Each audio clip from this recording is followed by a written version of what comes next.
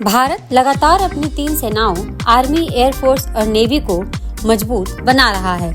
आए दिन हथियारों की डील की बात देखने सुनने को मिल रही है। एक से बढ़कर एक उन्नत और शानदार हथियार खरीदे जा रहे हैं, लेकिन सरकार का फोकस एयरफोर्स और नेवी पर ज्यादा दिख रहा है।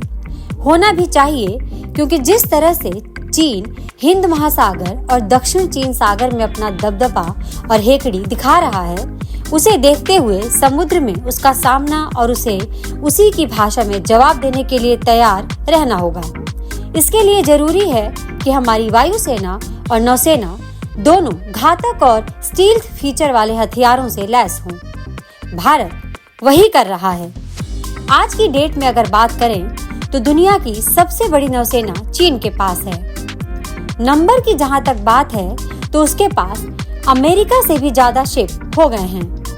तकनीकी रूप से वे कितने ताकतवर हैं, यह बात अलग है। समुद्र में अपनी ताकत में भारत ने और इजाफा कर दिया है। रक्षा मंत्री राजनाथ सिंह रूस के दौरे से लौटे हैं। अपनी 3 दिन की इस यात्रा में रक्षा क्षेत्र में सहयोग को लेकर उनकी रूस के साथ काफी बातें हुई होंगी। आपने यह भी देखा है कि इसी यात्रा के दौरान उन्होंने कलिनिंग्राड में आईएनएस तुशील का जलावतरण कराया। आईएनएस तुशील स्टील्थ फ्रिगेट है, जिसे रूस ने बनाया है। यह स्टील्थ फीचर वाला है, यानी कि इसे इस तरह से बनाया गया है कि यह दुश्मन के रडार की पकड़ में न आए। दरअसल रडार पर इसका सिग्नेचर बहुत कम बनेगा, यानी रडार से यह पता करना मुश्किल होगा कि यह कोई फ्रिगेट है। इसके वजन की अगर बात करें तो इसका वजन 4000 टन है, लंबाई 124 मीटर और इसकी क्षमता करीब 7000 किलोमीटर की है। खास बात यह है कि इस जहाज को बनाया तो रूस ने है, लेकिन इसमें इंजन यूक्रेन का लगा है। आप कहेंगे यह क्या बात हो गई, लेकिन यह सच है। यूक्रेन और रूस में क्या चल रहा है ये बताने की जरूरत नहीं है, आप सभी को पता है। दोस्तों, यह भी हो सकता था कि रूस अपने युद्धपोत में यूक्रेन का इंजन लगाने से मना कर देता, या यूक्रेन कहता कि वह रूसी पोत के लिए अपना इंजन नहीं देगा। लेकिन नहीं, भारत की जब बात आई तो दोनों तैयार हो गए। 2 जानी दुश्मन देशों को एक प्लेटफॉर्म में पर लाने की काबिलियत भारतीय कूटनीति ही दिखा सकती है। खैर, अब बात रूस से होने जा रहे दूसरे बड़े हथियार डील की। इस हथियार या कहिए रडार का नाम वोरोनेज है। यह दुनिया के सबसे बेहतरीन रडार सिस्टम में से एक है। इसकी एक्यूरेसी यानी सटीकता और निगरानी क्षमता गजब की है। इसके आ जाने से भारत का सर्विलांस यानी निगरानी क्षमता कई गुना बढ़ जाएगी। वोरोनेज रडार की निगरानी क्षमता 8000 किलोमीटर की है। जी हाँ, सही सुना आपने, 8000 किलोमीटर। और इस एक रडार की कीमत $4 अरब है।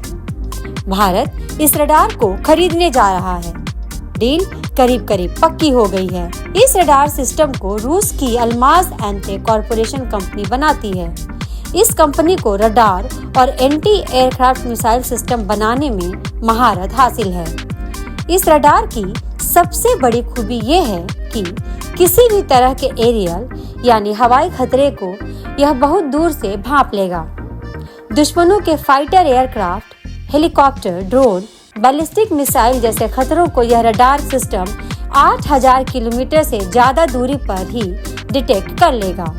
यानी भारत में इसके लगने के बाद पूरा चीन, दक्षिण और मध्य एशिया और हिंद महासागर का ज्यादातर हिस्सा इसकी निगरानी में आ जाएगा। क्या है ना, दुश्मन के हथियार के बारे में जितनी जल्दी आपको पता चल जाए, उसे रास्ते से हटाने के लिए आपको उतना ही ज्यादा वक्त मिल जाता है।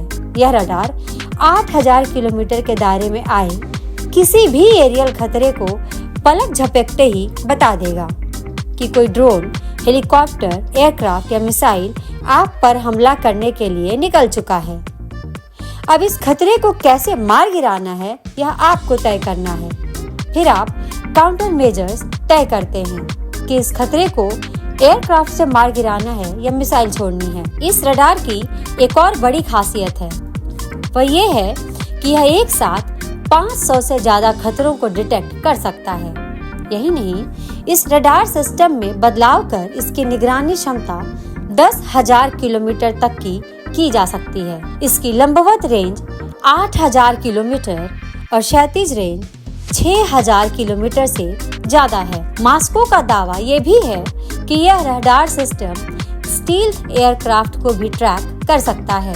इसकी वर्टिकल यानी कि लंबवत रेंज काफी ज्यादा है, तो यह अपनी तरफ आने वाली इंटरकॉन्टिनेंटल बैलिस्टिक मिसाइल का पूरा डेटा दे सकता है। इस डील के बारे में रशिया टुडे की रिपोर्ट में कहा गया कि इस डील पर भारत और रूस के बीच बीते 1 महीने में लगातार बातचीत चली है। इस दौरान अल्माज एंटेक की एक टीम दिल्ली आई थी और इस प्रोजेक्ट का साझेदार कौन हो सकता है, इस बारे में बातचीत की। संडे गार्जियन की रिपोर्ट में कहा गया है कि भारत इस रडार सिस्टम को मेक इन इंडिया के तहत बनाने पर जोर दे रहा है।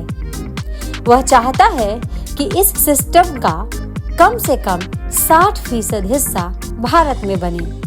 इसके लिए भारत में सहयोगी कंपनियों को ढूंढा जा रहा है। दोनों देशों के बीच यदि डील पक्की हो जाती है या समझौता हो जाता है, तो इस रडार सिस्टम को कर्नाटक के चित्रदुर्गा में लगाया जा सकता है। हमारे इस वीडियो को लाइक, शेयर और चैनल को सब्सक्राइब जरूर करें। धन्यवाद।